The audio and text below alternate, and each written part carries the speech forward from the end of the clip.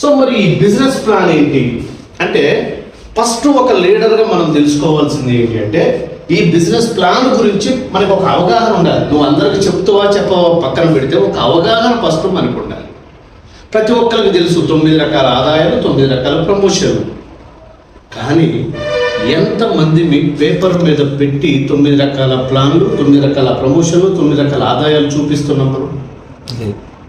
నా భవిష్యత్తు, ఇప్పుడు మనం ఇల్లు కట్టాలి సార్, ఇల్లు కట్టాలి. ఇల్లు అనేది ఫ్యూచర్. అసలు మనం ఇప్పుడు కట్టాలని ప్లేస్ ఉంది, ఒక ఇంజనీర్ దగ్గరికి పోయినాం.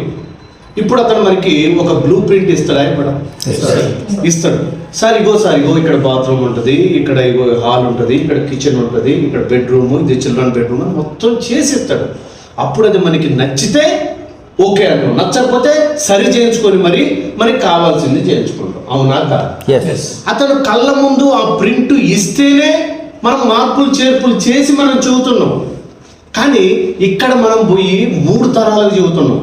ఇది 100 ఏళ్ళు ఉంటుందో ఉండదో ఇల్లు తెలియదు. కానీ ఈ బిజినెస్ మనం దేని గురించి చెబుతున్నాం? 3 తరాల భవిష్యత్తు అని చెబుతున్నాం. మరి 3 తరాల భవిష్యత్తుకి ప్రూఫ్ ఏది? మనం అక్కడి నుంచి బయటకు వచ్చిన, ఫర్ ఎగ్జాంపుల్ అక్కడ ఉన్నటువంటి ఎవరు ఇంజనీరు మనకి ఆ పేపర్ ఇస్తే ఇంటికి వచ్చి మరి ఇంటిల పదులందరికీ చూపించుకుంటాం. అవును కదా? ఇగో ఇక్కడ ఇది వస్తుంది, మరి ఏం చేద్దాం, సరి చేద్దాం అని చెప్పి చూపిస్తాం. కానీ ఇక్కడ ఏం జరుగుతుంది అంటే, మనం ఎవ్వరికి కూడా బిజినెస్ ప్లాన్ని షో చేయట్లేదు. జస్ట్ మనం ఏం చేస్తున్నామంటే ప్రోడక్ట్ని ప్రమోట్ చేసేసి వదిలేస్తున్నాం. దానివల్ల ఏమవుతుంది అంటే, వాళ్ళు అయితే కస్టమర్ అవుతున్నారు, లేదంటే నెగిటివ్ అవుతున్నారు. కాబట్టి మనం ఇప్పటి నుంచి ఏం చేయాలి అంటే, బిజినెస్ ప్లాన్ని ప్రమోట్ చేయాలి.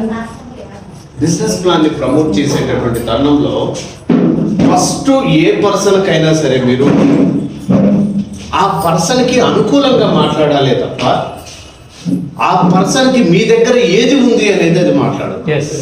ఫర్ ఎగ్జాంపుల్ నాకు ఈ టీషర్ట్ ఉంది, మీరు మేడం గారికి ఇచ్చి మేడం గారు వేసుకోండి మేడం గారు అన్నారు. మేడం గారికి ఇది టైట్ కావచ్చు, లూజ్ కావచ్చు, నాకు సరిపోయింది, మేడం గారికి సరిపోద్దని ఏం లేదు కదా. ఇప్పుడు నేను ఇది సంపద రెడ్డి గారికి ఇచ్చాను, ఆయనకి పైకి కిందకి ఇదే సరిపోద్ది. ఇప్పుడు నేను ఇది సార్ మీకు బాగుంటుంది, సూపర్ ఉంటుంది సార్ అంటే అవుతుందా? కాదు. మనం ఎప్పుడూ కూడా రెడీమేడ్ మాట్లాడదు. యాజ్ ఏ టైలర్స్ ఉన్నారు, మీకు క్లాత్ ఇస్తే అకార్డింగ్ టు మా మెజర్మెంట్స్ మీరు కుట్టిస్తారు దాన్ని.